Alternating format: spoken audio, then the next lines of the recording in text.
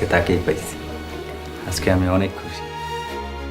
আম্মা এই ব্যাক কলের ঘরে ব্যাক কল দাঁড়ান চিন্তা থাকলে আল্লাহর কথা, আল্লাহর নাম বেশি বেশি মনে পড়ে। আসসালামু আলাইকুম বন্ধুরা।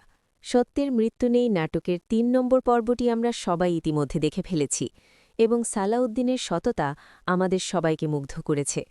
৩ নম্বর পর্বের শেষে আমরা দেখেছি মঈনের বিয়ে ঠিক হওয়ার পাশাপাশি সালাউদ্দিনের সাথে কাজের মেয়ে আমেনার বিয়েও প্রায় চূড়ান্ত হয়ে গেছে।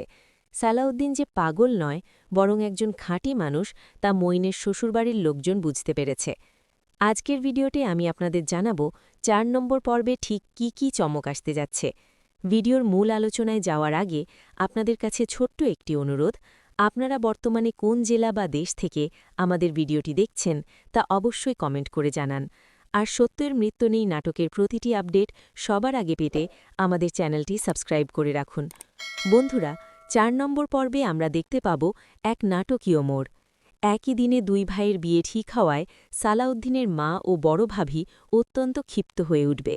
তারা কোনোভাবেই একজন কাজের মেয়েকে তাদের বাড়ির বড় বউ হিসেবে মেনে নিতে পারছে না।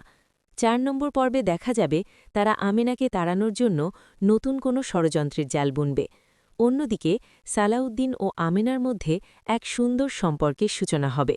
রাতে ফোনে আলাপ এবং একে অপরের প্রতি শ্রদ্ধাবোধ দর্শকদের হৃদয় ছুঁয়ে যাবে।